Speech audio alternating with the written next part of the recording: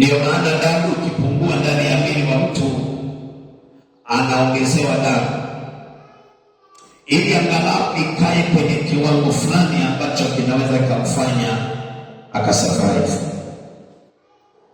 Kwa hiyo ndani ya damu hiyo hiyo ndimo ambapo chakula, ili kuhakikisha mwili wako unakuwa sawasawa. Kwa hiyo damu ina mambo mengi sana kwenye mwili yetu. Kiungo chochote kikikosa damu kinakuwa na hitilafu. Kwa mfano, ukikaa kwa muda mrefu umejikunja, kuna wakati ukisimama unasikia ni kama vile kile kiungo kimeparalyze, ni kama kimeparalyze. Wakati mwingine unasema kama kuna vitu vinachoma mle ndani. Maana yake ni kwamba unapojikunja au unapokaa na mwili wako haujaruhusu baadhi ya maeneo, mishipa ya damu kurelaksi ili kuruhusu damu kupita. Maana yake kile kiungo ambacho unasikia kama vile kimeparalyze, damu imepungua au haijaenda kwenye hicho kiungo. Kwa hiyo mara nyingi unakuta ni mpaka damu ukisimama sasa, ulikuwa umekaa ukisimama kwa muda, ile mishipa ina relax. Ikirelax inaanza kuruhusu damu, inaanza kutembea. Unasikia ile hali kama ya kuparalyze vile inaanza kuisha, kwa sababu damu imeanza kusafiri kwenda katika hayo maeneo. Hayo ni kawaida ya damu. Lakini tunaenda kwenye ulimwengu wa roho. Kwa nini damu ilichaguliwa sana kutumika kwenye ulimwengu wa roho? Kwa nini damu ilichaguliwa kutumika sana kwenye ulimwengu wa roho? Ukienda kwa mganga wa kienyeji atakudai damu. Ukienda kwa mashetani yatadai damu. Ukienda kwa wachawi wanatumia damu. Unaniuliza, hii damu hii kwa nini inatumika sana? Kwa nini mchawi atake damu? Kwa nini mganga ahitaji damu? Kwa nini mapepo au mashetani na yenyewe yanadai damu, yanataka damu? Yakinywa damu yanafurahi, yakinywa damu yanachangamka, ila yasipopata damu yananyong'onyea. Kwa nini damu inatumika sana kwenye ulimwengu wa roho? Kwa nini inatumika sana? Kwa hiyo unaona, mwanzilishi wa damu au wa matumizi ya damu kwenye ulimwengu wa roho ni Mungu mwenyewe. Mungu mwenyewe ndiye alianzisha matumizi ya damu, kwamba karibia vitu vingi damu itatumika. Wana wa Israeli wakati wako nchi ya Misri, wanataka kutoka kwenda nchi yao ya ahadi, Mungu akatumia damu kuwatoa. Alitumia damu gani? Akawaambia, chinjeni mnyama, alafu ile damu yake mtaipaka kwenye mimo ya milango, alafu atapita malaika wa kuua wazaliwa wa kwanza katika nchi yote ya Misri.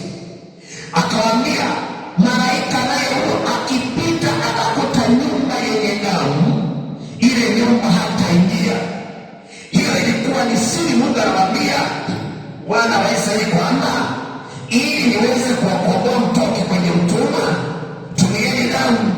Wakatumia damu ya mnyama. Ile damu kama ni mbuzi wamechinja, wakachukua ile damu yake wakapaka kwenye mlango. Alafu ilipofika usiku, malaika wa kuua alipopita akakuta nyumba yenye damu, akasema, huyu ni Mwisraeli, huyu ni mwanangu. Maana yake damu inatambulisha. Haleluya! Damu inatambulisha.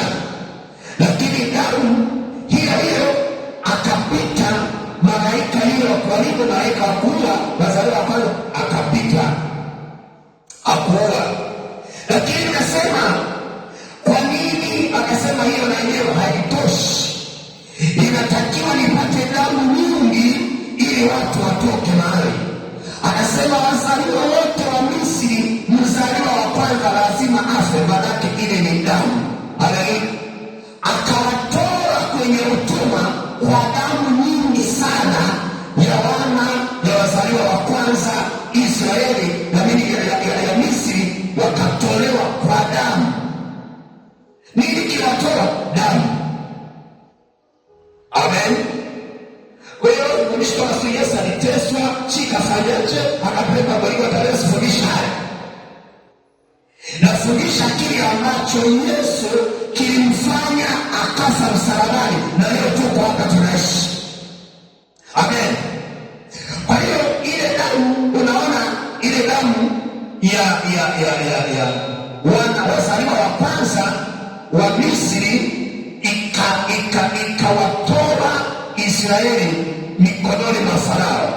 Maria anasema ile damu ya mzaliwa wa kwanza wa Misri, ambaye ile damu ilipomwagika, kumbuka nchi nzima, mfano nchi nzima, Tanzania yote, tukamchukua kila mtu aliyezaliwa wa kwanza kwenye tumbo la mama yake, wa kwanza lazima afe. Unafikiri ni misiba ya watu wangapi? Kila aliyezaliwa ni wa kwanza anakufa. Kila familia ilikuwa na msiba, kila sehemu palikuwa na msiba. Maria anasema huo msiba na hiyo damu ikawafanya Farao akasema enough is enough, ondokeni mwende.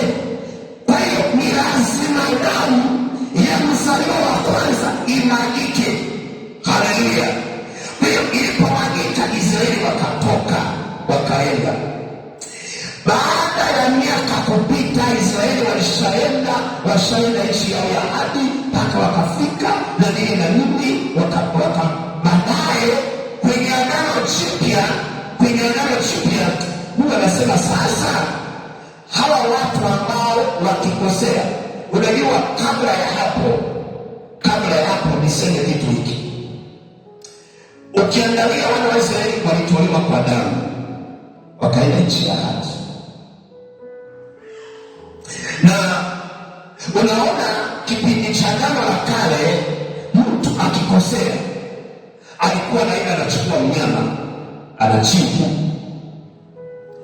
Yale yaliyokuwa yanafanyika na Mungu ni ya zamani, ndio yanayofanya na Shetani kwa kuwatumia waganga leo. Unaviona mganga anakwambia leta mbuzi, anachinja, anawaga damu, anafanya marudio ya kile ambacho Mungu alikuwa anatumia zamani. Kwa hiyo zamani mtu akikosea, akitenda dhambi, unatafuta kama ni Musa, unaenda kwenye madhabahu, unachinja mbuzi wako, unamwaga ile damu, alafu ile sadaka yako unaiteketeza. Kwa hiyo ilikuwa ni lazima umwage damu ama ya mbuzi au ya mnyama au ya ng'ombe au ya kondoo au ya njiwa au ya kiumbe chochote, kulingana na maelekezo uliyoambiwa. Unamwaga damu. Ukimwaga damu pale unasamehewa, ile dhambi zako unasamehewa, kwa sababu umetoa nini? Damu. Unasamehewa. Kwa hiyo zamani Mungu alikuwa anatoa msamaha wa dhambi kupitia kumwagika kwa damu. Kwa hiyo watu wakawa wanatoa ng'ombe, wanatoa mbuzi, wanatoa kondoo, wanatoa njiwa, wanatoa wanyama, wakawa wanatumika kama mbadala wa msamaha wa dhambi. Sasa Mungu ikamchosha hawa watu, huyu leo amekosea na huyu amekosea na yule amekosea na yule amekosea, wote hapa, wote, kila mtu anachukua anaenda kuchinja.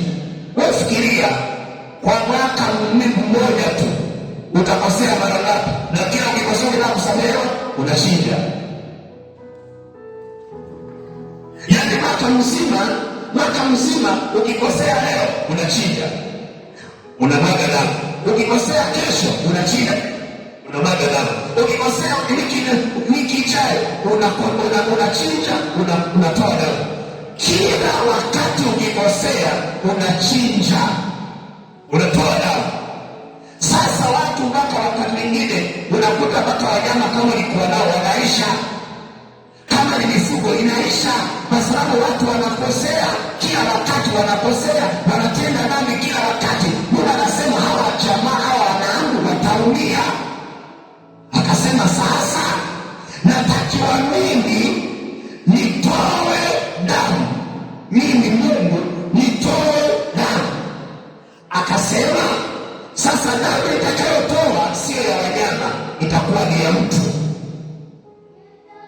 Ndiyo maana mtu damu yake inakuwa na thamani sana kuliko damu ya kingine au kiumbe chochote.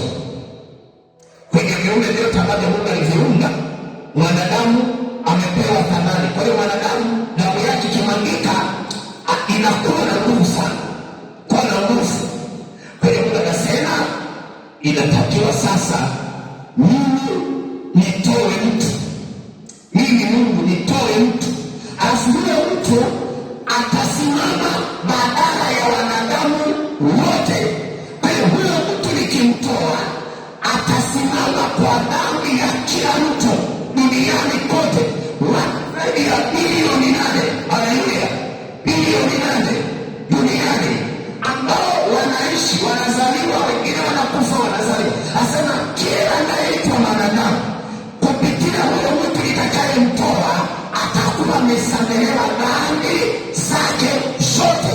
Kwa hiyo huyo mtu atamwaga damu yake, alafu ile damu atakayoimwaga itakuwa ndiyo msamaha wa kila mwanadamu. Hakuna kuchinja tena, hakuna kuchinja mnyama, hakuna kuchinja ng'ombe, hakuna kuchinja kondoo wala mbuzi wala njiwa wala chochote. Damu itakayomwagwa na ile mtu itakayemtoa, hiyo ndiyo itakuwa itafanya yote. Kwa hiyo anasema namtoa mwanangu ambaye ni Yesu Kristo. Ili inasema ile Yohana sura ya 3 pale na mstari wa 16, Mungu alimpenda ulimwengu akamtoa mwanaye wa pekee. Haleluya! Kwa hiyo unaona, akaamua kutoa. Alipotoa Yesu akaja duniani. Alipokuja duniani akaja akaishi miaka 33, akaishi miaka 33 akiwa duniani, anafanya kazi, anahubiri Injili. Lakini mwishoni ilikuwa ni lazima atimize kile kilichomleta. Yesu alikuja duniani sana sana sio kwa ajili ya kuhubiri Injili. Alikuja duniani kukomboa. Kwa hiyo yale kufundisha Injili, kuhubiri Injili ilikuwa tu ni moja ya njia kuwafanya watu wamwamini basi. Kwa hiyo lengo la Yesu kuja haikuja kuhubiri Injili wala kuponya, wala alikuja akafundisha. Alikuja akaponya viwete wakatembea, viziwi wakasikia, mabubu wakasema, wafu wakafufuliwa. Hayo yote aliyafanya ili wanadamu wamwamini ya kwamba yeye ndiye aliyetuma Mungu kuja kuwakomboa. Kwa hiyo ilikuwa ni njia ya kufanya wamwamini, wala sio kazi yake. Amen.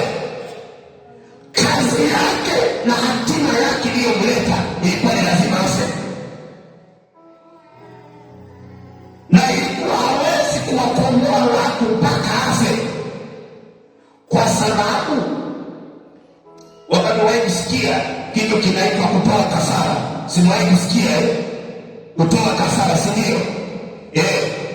Kwa hiyo mtu ukitoa kafara, mara nyingi ukitoa kafara lazima damu ihusike, lazima damu imwagike. Kama siyo damu, basi ni sehemu ya maisha ya mtu. Hata mtu anapojitoa yeye kama yeye, inaitwa ni sadaka au kafara iliyo hai. Ndio maana ile Warumi sura ya 12 na mstari ule wa 1 anasema kadhalika itoeni miili yenu iwe dhabihu. Kwa hiyo miili yetu ni dhabihu, ni sadaka, ni kafara. Kwa hiyo Yesu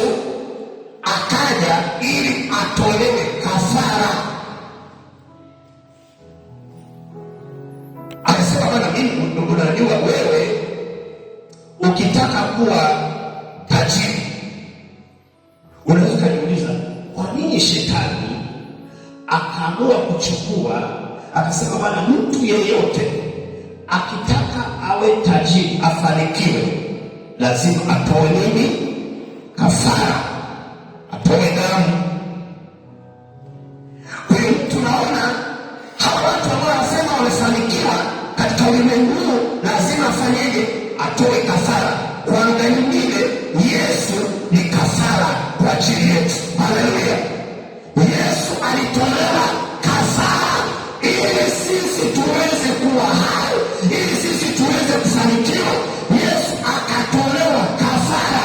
Ndio maana Mungu akasema, mimi nataka niwe na watu, maana hawa watu wameharibika, hawa watu wamejichafua, hawa watu wamekuwa ni watenda dhambi. Kwa hiyo mimi nashindwa kuwamiliki, kwa sababu wanatumiwa na shetani ili wafanye kazi ya shetani. Kwa hiyo Mungu akaona sasa mimi siwezi, nashindwa kuwamiliki. Amesema sasa ili niwamiliki, lazima niamue kutoa, ili hawa watu waingizwe kwenye agano na ile sadaka yangu. Ndio maana mtu akitoa sadaka anaingia kwenye agano. Mtu akitoa sadaka anaingia kwenye agano, akitoa sacrifice anaingia kwenye agano. Ndio maana mtu anapotoa sadaka, kwa sababu sadaka ni agano, ndio maana Biblia inakutahadharisha kwa habari ya kutoa sadaka. Usitoe ovyo ovyo ili unavyojisikia, kwa sababu unaingia agano. Unaweza ukaingia agano bovu kwa sadaka yako. Ndio maana anasema usitoe sadaka kila unapopaona. Toa sadaka mahali ambapo Bwana amepachagua, ameweka jina lake. Sio kila madhabahu ni Bwana ameichagua ili aweke jina lake. Madhabahu nyingine imejaa maroho.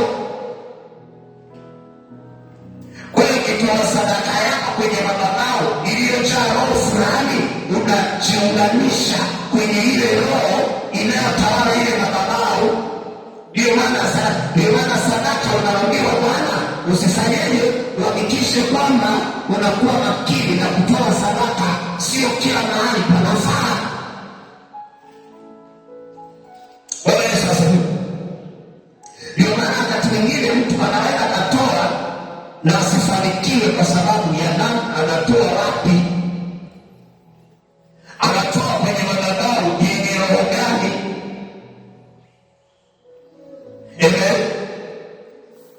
Lakini kama madhabahu ni ya Bwana, Mungu ameiweka hiyo madhabahu, ukitoa pale unapata mafanikio, kwa sababu ile roho inayotawala ile madhabahu ndio unajiunganisha nayo. Kwa tunajiunganisha na roho iliyoko kwenye madhabahu kupitia sadaka, tunatoa kafara. Kwa hiyo kafara inakuingiza kwenye agano, sadaka inakuingiza kwenye agano.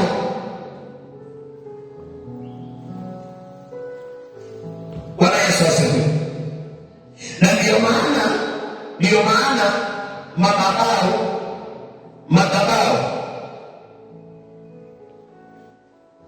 kuna vitu ambavyo vinaitengeneza. Kuna vitu ambavyo vinaitengeneza.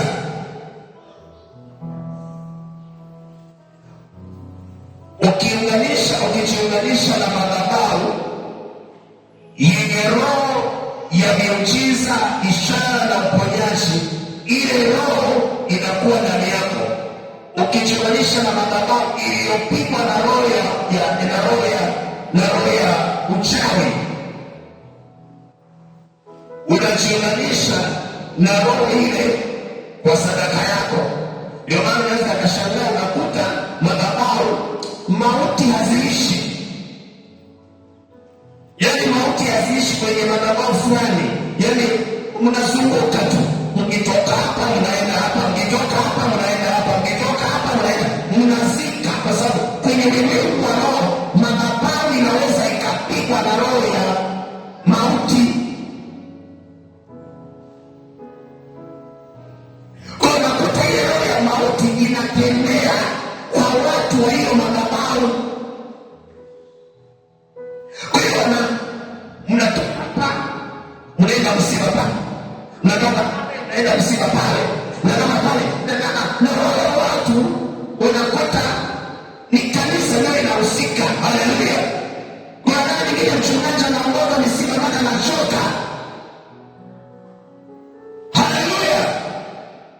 Ni lazima Yesu alete uzima ndani ya watu, kaze madhabahu ya mauti inakosa, alafu watu wanakuwa hai. Amen.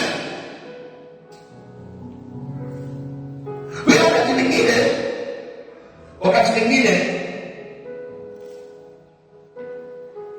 unaweza shangaa kwenda lingine inaenda miaka inaenda, maana madhabahu inayohusika na mauti imevunjwa. Haleluya! Kwa hiyo unaona wanafunzi Yesu akafanyaje? Akatolewa kafara. Hiyo kafara ndio ambayo leo tunaizungumzia. Hiyo kafara ndio imetufanya leo tunaishi. Hiyo kafara ndio imetufanya leo tunaitwa wana wa Mungu. Aliamua kutoa kafara. Yesu akatolewa kafara ili sisi tuonekane ya kwamba tumenunuliwa. Ndio maana kwenye kile kitabu Ufunuo sura ya 5,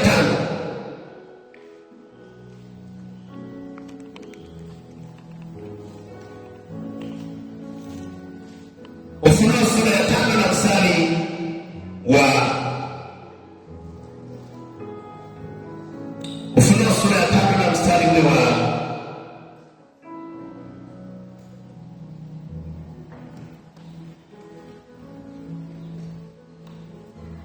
nianze mstari wa 7 mpaka mstari wa 10.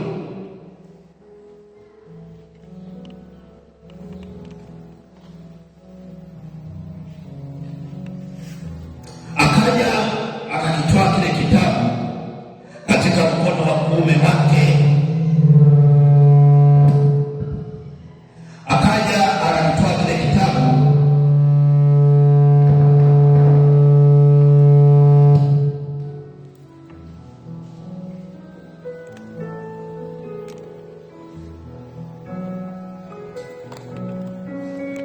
akaja akakitoa kile kitabu katika mkono wa kuume. Hata alipokitoa kile kitabu, hao wenye uhai 4 na wale wazee 24 wakaanguka mbele za mwana-kondoo, kila mmoja wao ana kinubi na vitasa vya dhahabu vilivyojaa manukato, ambayo ni maombi ya watakatifu.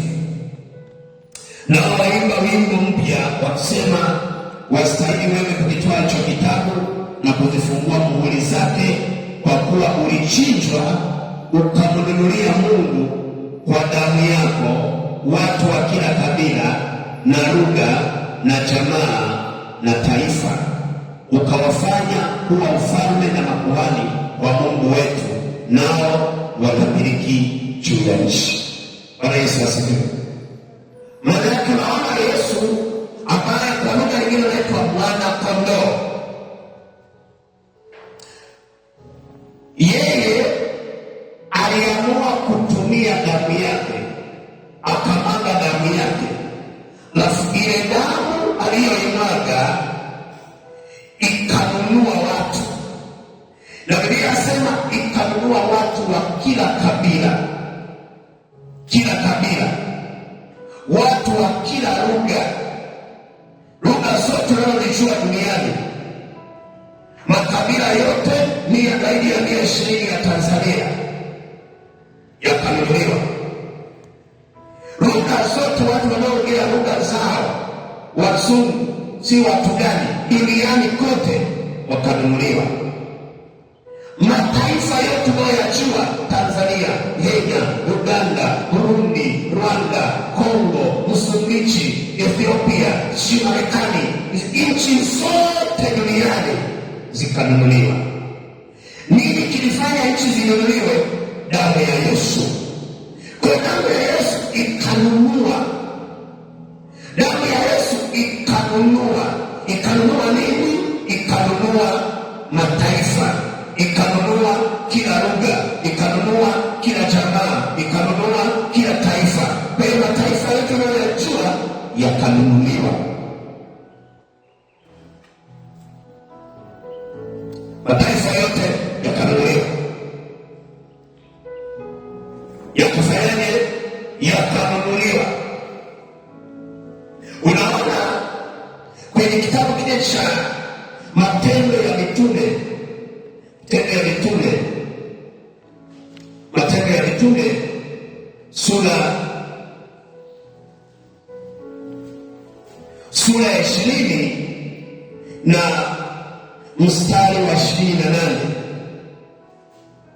Mstari wa 28 anasema, jitunzeni nafsi zenu na lile kundi lote nalo ambalo Roho Mtakatifu amewaweka ninyi kuwa waangalizi ndani yake, mpate kulilisha kanisa lake Mungu alilolinunua kwa damu yake mwenyewe. Bwana Yesu asifiwe. Mpate kulilisha na kulitunza kanisa ambalo Mungu mwenyewe alilinunua kwa damu yake. Kwa maana yake, nani alinunua kwa damu yake? Yesu. Yesu ndiye nani? Ndiye Mungu. Haleluya. Anasema Yesu akanunua kwa damu yake, kwa damu yake. Ile damu yake akalinunua kanisa. Kwa hiyo kanisa,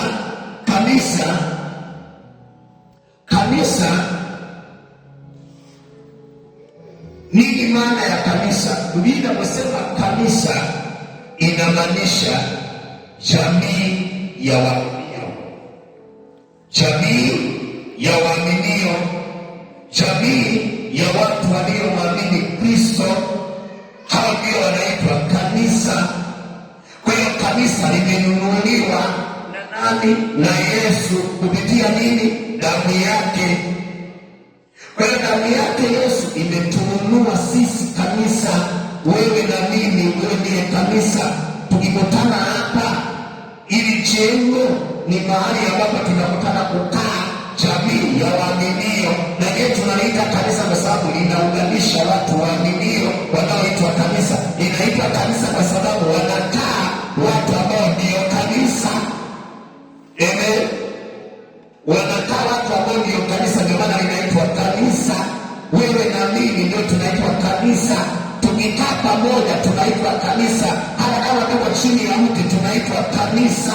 Haleluya. Kwa hiyo kanisa ni mali ya Yesu, sio mali ya mtu. Kanisa sio mali ya askofu mkuu. Kanisa sio mali aliyelianzisha. Kanisa ni la Yesu Kristo aliyelinunua kwa damu yake. Haleluya.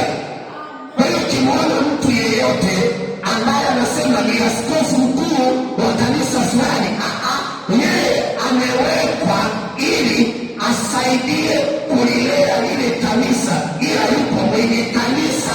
Ni sawa mtu anamwambia Bwana, kanilindie shamba, kanilindie duka. Duka sio lako, duka ni la mwenye duka. Haleluya. Mwana anamwambia Bwana, njoo kaniuzie dukani, kwenye duka la madawa. Unaachiliwa mapema pale. Maaskofu wote wameachiliwa. Amen. Maaskofu wamefanyaje? Wameachiliwa na nani? Na Yesu. Wafanyeje? Wachunge kanisa la nani? La Yesu. Ila mwenye kanisa ni nani? Ni Yesu. Wangapi wananielewa? Mara mwingine anaweza kuwa amesinzia hata anielewe. Narudia.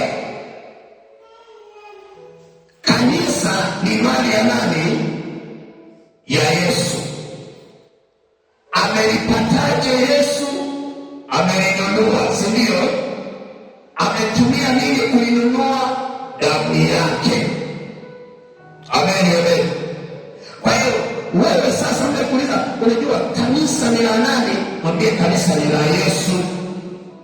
Mbona kuna askofu anaitwa askofu mkuu akasema ndiye mwenye hiyo dini? Yeye ni msimamizi, kanisa ni la Bwana. Haleluya! Ndio maana mtu akipigana na kanisa anapigana na Bwana, apigani na mtu. Ndio mtu akija kapigana na maombi na uponyaji, hapigani na maombi, hapigani na mimi, anapigana na Yesu aliyenitumia. Anasema kaeni pale, alafu wasaidie watu wangu, jamii ya waaminio, ila mtaenda kwa jina fulani, mtaenda kwa jina la FBC, mtaenda kwa jina la maombi na uponyaji, mtaenda kwa jina la KKKT, mtaenda kwa jina la Katoliki, mtaenda kwa jina la Mennonite, mtaenda kwa jina la Swedish, mtaenda kwa jina la Mashahidi wa Yehova, mtaenda kwa jina la SDA wa Sabato, mtaenda kwa jina sana, lakini mimi ni kanisa langu, ila nimeinunua. Haleluya! Unanielewa sasa? Amen. Kwa hiyo sasa kanisa ni la Bwana, amenunua. Kwa nini? Kwa damu yake. Anasema itungeni ile kuni. Haya maneno yalikuwa ni ya Paulo. Paulo wakati anatoka anaagana na wazee wa kanisa, kwa sababu yeye alikuwa anafungua kanisa, anamwacha mzee wa kanisa. Biblia hakuna cheo cha uchungaji. Kifungua kanisa unamwacha mtu anaitwa mzee. Unaenda nafungua kanisa lingine unamwacha mtu ambaye unaona iko imara, anasimamia kanisa, unamwita. Ndio maana mzee wa kanisa anatakiwa mtu ambaye iko imara. Biblia inasema wazee wa kanisa walikuwa ndio wanasimamia kanisa, ndio wanasimamia kanisa.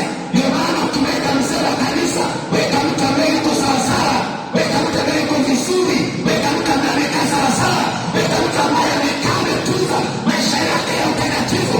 Usiweke mzee wa kanisa kwa sababu umekosa mzee, usiweke yote.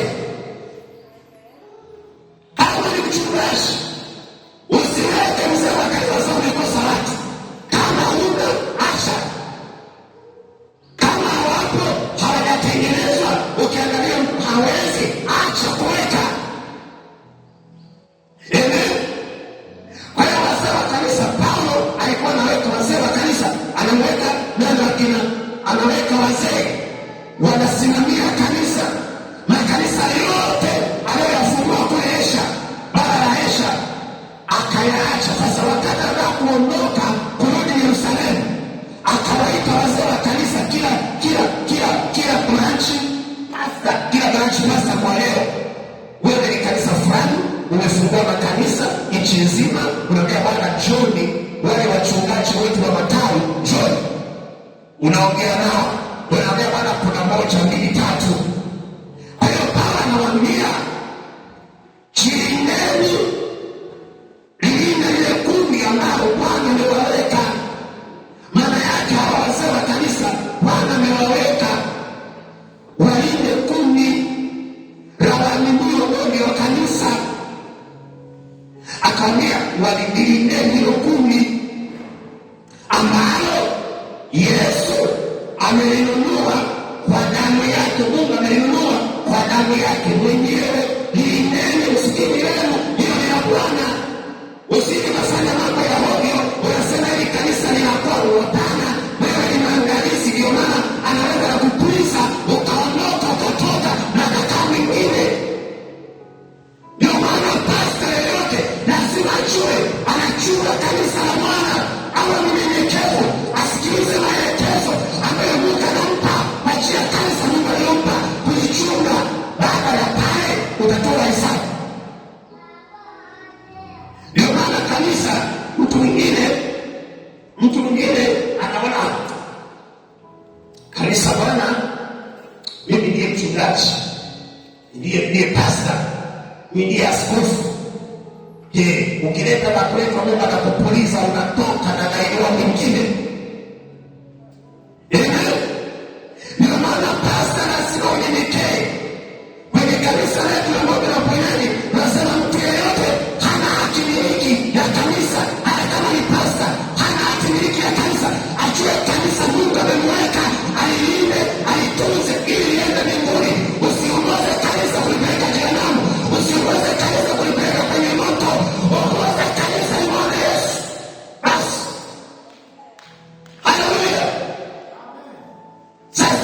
Mtu mwingine anasema kwa sababu kanisa hili, anajiangalia yeye, anajiangalia yeye. Ndio maana asema yeye, anasema kwamba wachungaji wakati mwingine tuwaombee, maana watadaiwa vingi, watadaiwa. Yaani mchungaji, wewe ukipotea, mimi nataka nitoe hesabu kwa hiyo ulipotea. Yaani ukipotea, mimi sijakwambia natakiwa damu yako ya kupotea inaiyo nini. Ndio maana nakuona mkali ili utasipotee, kwa sababu naweza nikadaiwa habari ya kupotea kwako, ili mtu asimame imara, aendelee vizuri katika maisha ya wokovu, ili sidaiwe. Ikikwambia ukapotea, na nimekwambia ninenao. Kwa mfano leo unafanya makosa, unafanya dhambi, najifanya sioni, kwa sababu natoa sadaka. Haleluya! Ndio iko na watumishi wa Mungu ambaye haangalii kutunza maisha ya kanisa katika utakatifu. Anaangalia, akiona mtu fulani ni mwovu kabisa, ni mchawi kabisa, ni mtu ambaye anafanya biashara ya magendo, hiyo kanisani, akija kanisani anakuletea bileti pasta, lakini zile fedha anazitoa kwenye njia haramu, na huwezi kumwambia, kwa sababu yeye kasimamia kanisa na anafanya mabaya na anafanya dhambi, na unajua, lakini mkemei, kwa sababu anajua yeye amesimamia kanisa lako. Kanisa sio lako, kanisa ni la Bwana. Muone awe imara katika Bwana. Haleluya! Muone awe imara. Sasa mtu anakusema, alafu huyo ambaye kawa mke wa pili umemfanya kuwa mzee wa kanisa, ana mke wa pili, na sio mke wa pili tu, ameoleka na mwingine wa nje. Huyo ni aliyeoa. Kuna wengine ambao hawajaoa, wako kule kama vimada wa Sulemani. Huyo ndiye kiongozi wa kanisa, ni anatoa matangazo, ni anasema mabaoni. Wewe mchungaji, wewe, I'm here to teach the word of God. Haleluya! Ni lazima watu wajue ya kwamba dhambi kanisa, Biblia inasema mtu akipotea na mchungaji kumwambia, akipotea, damu ya huyo mtu unadaiwa wewe.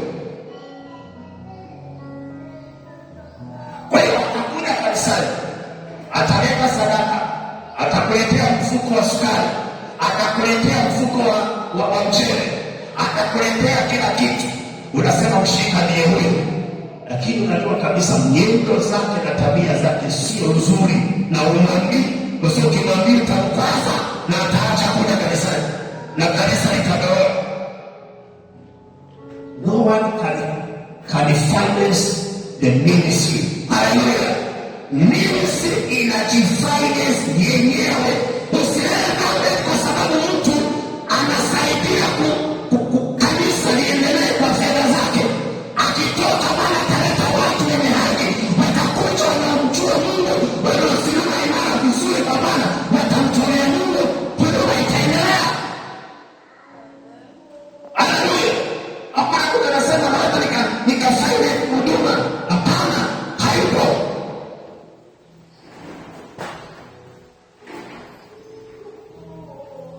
Chagona ibasi ni wimbo, nasi ni wimbo. Kuna kwaya moja wameimba wimbo, sijui ni kwaya gani, lakini si kama sikusema. Wameimba wimbo, kanisa limemnunulia mchungaji, ikamjengea nyumba, ikamwekea makochi, ikamwekea makochi au sofa, nyumba wamechenga wao, sofa wameweka, kila kitu wameweka. Alipowazindua tu, kwa sababu anawaonya makosa yao, alipowazindua tu akasema tunaenda kubeba makochi yetu na tunamtoa kwenye nyumba. Haleluya. Mtu yeyote ambaye anataka aifanye huduma kuwa chini yake kwa sababu ya mabaya yake na dhambi zake, usikubali. Kama ni pasta, mkemee, na asipobadilika fukuza, toke, aende kanisa hili.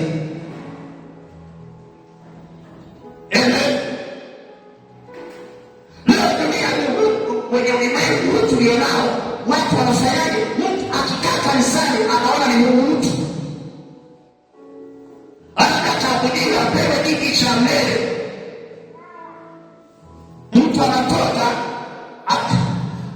Kuna wanaweza wengine unakuta wana vitu vya ajabu, akija na yeye anajua kiti chake huwa ni cha mbele, hata kama amechelewa anakuja, anapenda nani anakuja mbele, akae kiti cha mbele. Haleluya.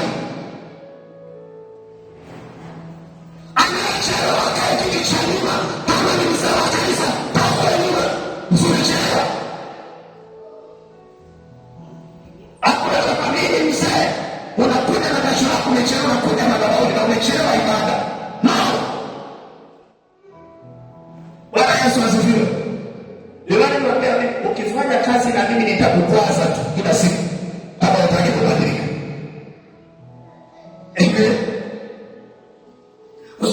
Sema mtu kama ni kiongozi, ndio maana kiongozi yeyote anatakiwa awe mstari wa mbele, aongoze, au mtu aongoze kwa yote,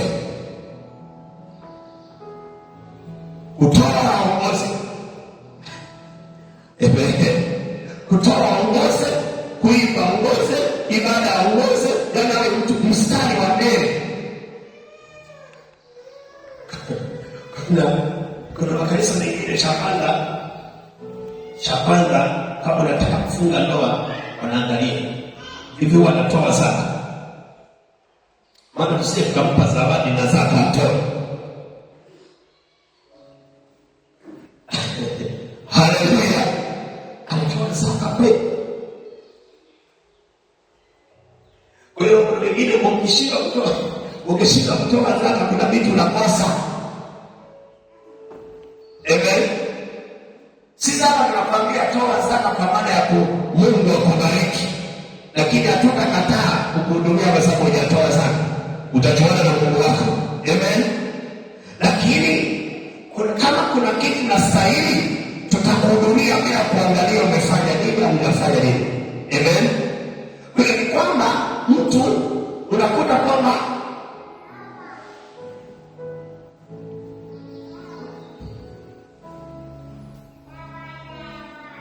ukienda makanisani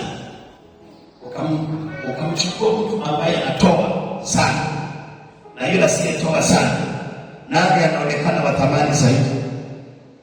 Ndio unaniliwa kawaida, yule anayetoa sana akisikia ameuma tu kidogo, kama ni pasta kashakimbia, anatoa huyu kashakimbia huyu. Yule ambaye anatoa anakuwa na mzito tena.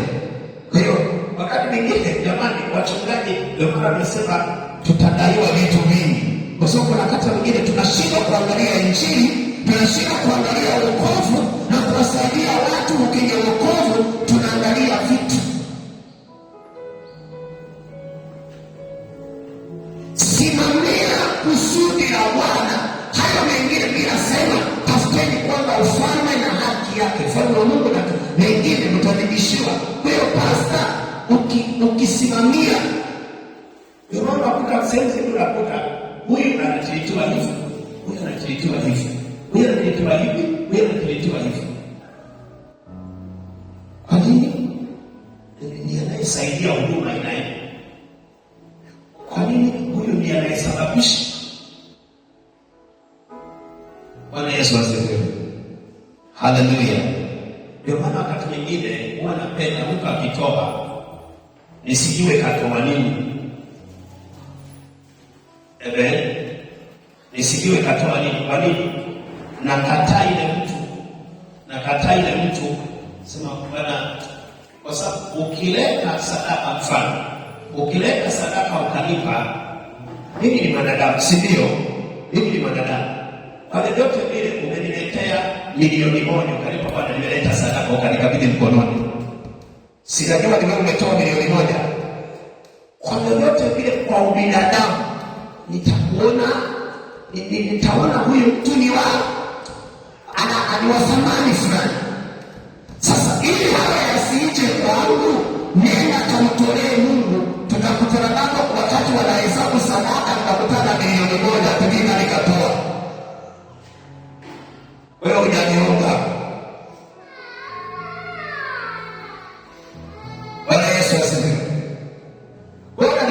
Wakati mwingine washirika wanawaomba wachungaji, sasa nipeleka sadaka. Sikwani niwaambia, nilikuwa kwenye maombi, mtu akaja akaleta fedha akataka kunipa mkononi, niko kwenye kama ndoto, anataka kunipa, niambia hii naleta sadaka, hii ni mbegu.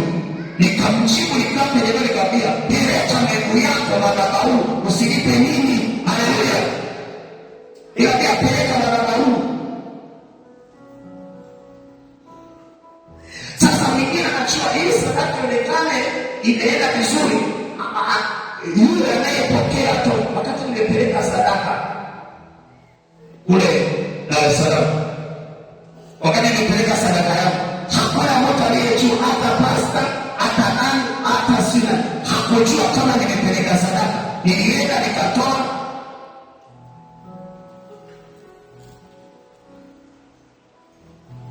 Bwana Yesu asifiwe. Unapotoa sadaka usitake mtu ajue, na usitake yule kama ni kiongozi wa hiyo ajue na kwa umetoa nini. Na kama ni mchungaji yuko simati, atakukatalia. Ila kama anapenda hela, atakwambia leta. Barikiwe sana. Oh, haleluya. Baba Mungu abariki mtu. Amen. Alikuwa tayari mafuta ya gari yameshapatikana. Peleka madhabahuni. Amen. Kwa hiyo unaona, watumishi wa Mungu tunatakiwa tujue.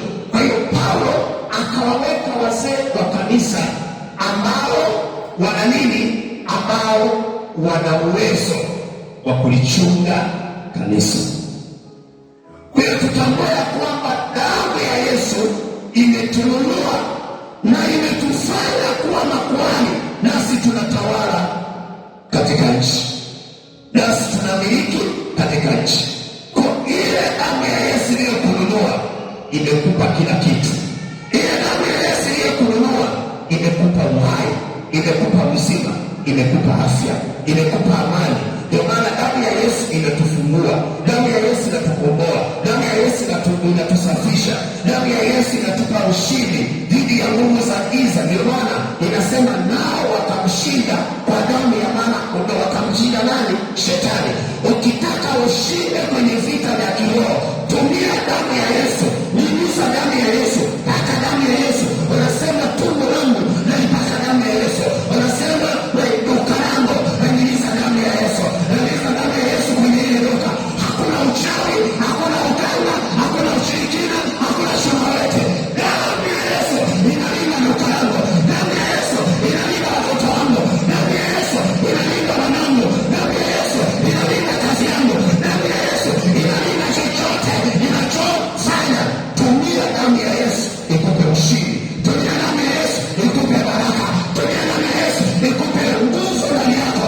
Tumia damu ya Yesu kushinda vita. Tumia damu ya Yesu kukuletea uzima na afya njema. Pigie Bwana Yesu makofi. Chini na chini. Haleluya. Leo ni sikukuu, kwa hiyo tunamaliza mapema sana ili watu waseme tumechelewa kwenda kulapia. Amen. Damu ya Yesu imetukirimia baraka. Damu ya Yesu imetukirimia utele. Damu ya Yesu imetukirimia neema. Damu ya Yesu imetutoa katika dhambi. Damu ya Yesu imetutoa katika mabaya. Na ndiko anasema kwenye Isaya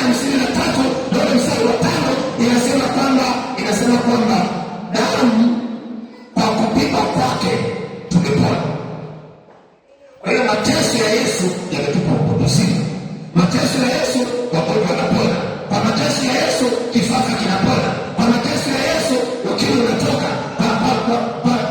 Kwa damu ya Yesu au kwa kifo cha Yesu kila roho zinatoka, magonjwa yanatoka, mauti zinatoka, watu wanakuwa wazima, watu wanakuwa na afya. Kwa hiyo mwambie Bwana Yesu, kwa damu yako leo najichunja ndani ya damu yako, sitakufa, sitakuwa mgonjwa, sitakuwa na magonjwa sugu, sitaugua. Leo ninajichunja ndani ya damu ya Yesu. Maana anasema yeyote atakayekaa ndani yangu nami nitakaa ndani yake, alafu tutakuwa pamoja. Alafu Yesu atafanyika kimbilio lako, atafanyika msaada wako, atafanyika nguzo yako, atafanyika mponyaji wako na uzima wako. Kwa hiyo Yesu damu yake imetununua. Wewe sio mali yako tena, wewe ni mali ya Yesu. Yesu amekununua, wewe ni mali yake. Na kama wewe ni mali yake, mwambie mimi, kwa sababu ni mali yako, nataka niwe mzima kama wewe ulivyo mzima. Funika macho yako, mwambie Bwana Yesu kwa dakika chache, mwambie Bwana, naomba damu yako inifunike, najichunja ndani ya damu yako. Wakati naomba, hebu rudia maneno haya, sema: Bwana Yesu, ninakuja mbele zako, ninajua ya kwamba kupitia mauti yako umetoa damu yako ili nipone, ili niishi. Damu yako imenisafisha na mabaya na dhambi na makosa. Kwa damu yako mimi nimepona, hakuna magonjwa katika mwili wangu, katika jina la Yesu, amen. Hebu omba, mwambie Bwana Yesu kwa dakika Yesu, mwambie Bwana Yesu, damu ya Yesu, damu ya Yesu, damu ya Yesu, damu ya Yesu, damu ya Yesu, damu ya Yesu. Sauti, damu ya Yesu, damu ya Yesu, damu ya Yesu, damu ya Yesu ifanye utakaso, ifanye upatanisho, ifanye ukombozi, ifanye ukombozi. Damu ya Yesu ifanye ukombozi. Damu ya Yesu ikuokoe na mabaya. Damu ya Yesu ikuepushe na laana. Damu ya Yesu ikuepushe na kila hatari. Damu ya Yesu ikutoe kwenye mabaya. Damu ya Yesu ikutoe kwenye laana. Damu ya Yesu ikutoe katika hofu. Damu ya Yesu ikutoe katika mifungo, katika jina la Yesu. Kwa damu ya Yesu, maandiko yanasema kwa damu ya mwanakondoo tunashinda zaidi ya kushinda, tunashinda zaidi ya kushinda. Hebu tumia damu ya Yesu, tumia damu ya Yesu, tumia damu ya Yesu.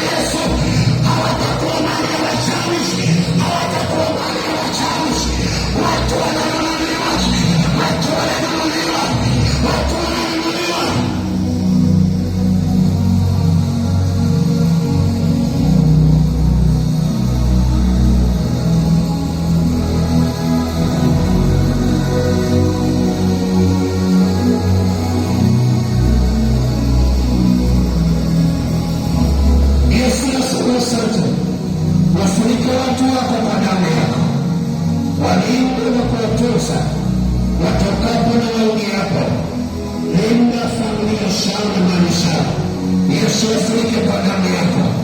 Uzao madhabahu hii, Yesu afunike kwa damu yako. Popote walipo, ufunike kwa damu yako. Popote walipo, ufunike na damu yako. Damu yako inayo mema, ikanene mema kwa ajili ya watu hao. Yesu nasema tu ni asante. Heshima na utukufu zikurudie wewe. Ni katika jina la Yesu Kristo tunaamini, tumepona na tumekombolewa. Amen. Amen. Shangilia Bwana Yesu kwa makofi. Mungu akubariki sana. Mungu akubariki sana. Basi